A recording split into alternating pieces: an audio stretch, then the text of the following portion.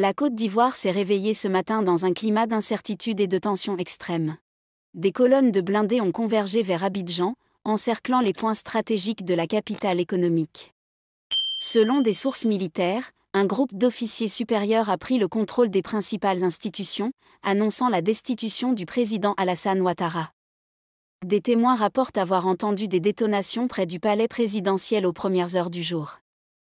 Les forces loyales au régime auraient tenté une riposte, mais auraient rapidement été submergées par la rapidité et la coordination des putschistes.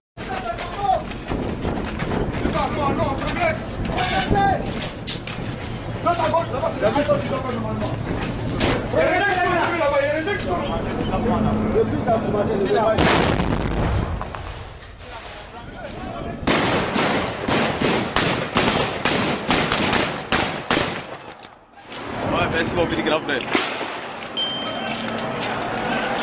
L'état-major militaire affirme désormais détenir le pouvoir pour assurer la stabilité du pays et promet de mettre en place une transition.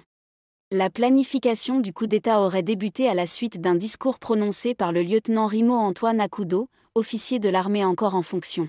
Luciès à Akudo, ancien camp. Je m'adresse à toute l'armée de Côte d'Ivoire, y compris la gendarmerie, la police, la douane et les eaux et forêts. Je m'adresse aussi à la population ivoirienne. Nous, militaires, engagés, formés, notre mission régalienne est de protéger la population civile, les biens et aussi la constitution ivoirienne. Depuis l'arrivée du président Ouattara au pouvoir, nous ne faisons que vivre l'injustice au sein des armées. L'armée ivoirienne est divisée. La police ivoirienne est divisée. La gendarmerie ivoirienne est divisée. Même aux côtés des eaux forêts douaniers, tout le monde est divisé. Depuis lors, nous avons décrié ça auprès de nos différents chefs. La grande muette doit pas être divisée. Dans l'armée, il doit pas avoir la politique. Parce que chez nous, 1 plus 1 est égal à 1. Depuis l'arrivée d'Alassane au pouvoir, des gens préfèrent acheter des militaires, des policiers, des gendarmes, rien que pour leur intérêt personnel, pour être les agents de renseignement.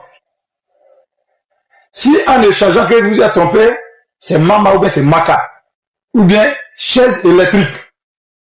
Plein de nos frères d'âmes sont actuellement paralysés parce qu'ils sont passés sur les chaises électriques. Plein de nos frères d'âmes sont à la Mama, oui, oui, non. Il n'y a pas de renseignements, il n'y a rien de concret, il n'y a rien de vérité, sont en prison. Plein aussi sont radiés. En 2017, j'ai été mis aux arrêts à la DST. Rien que, ils m'ont attribué comme le mené de troupes de toute l'armée ivoirienne. Parce que, on a seulement dit au patron, c'est pas normal que le président paye un groupe de militaires qui laisse un groupe.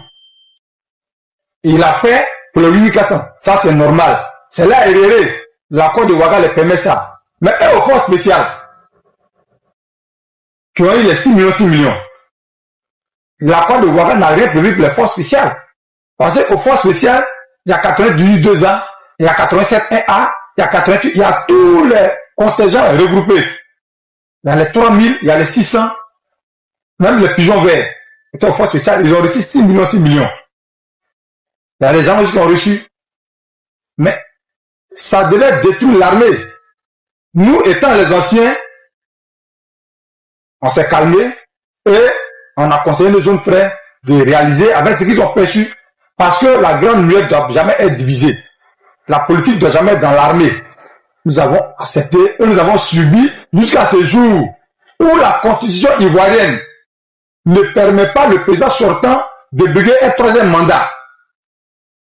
Après la mort de son du feu premier ministre Bon Coulibaly, les malhonnêtes, les hypocrites, qui ne font que diviser la grande muette pour leur intérêt personnel, ont manipulé le président pour qu'il soit encore candidat pour un 3e mandat.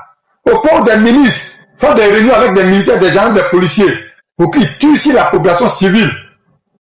vu la gravité des choses, nous, militaires, gendarmes, policiers, loyaux à la constitution ivoirienne, nous disons non.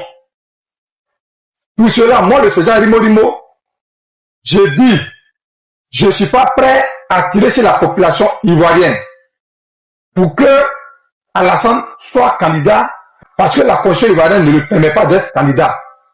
Vous, les technocrates qui avaient fait la constitution, vous connaissez les articles. Moi, je suis militaire, je ne lis pas droit pour connaître l'article. Donc, vous me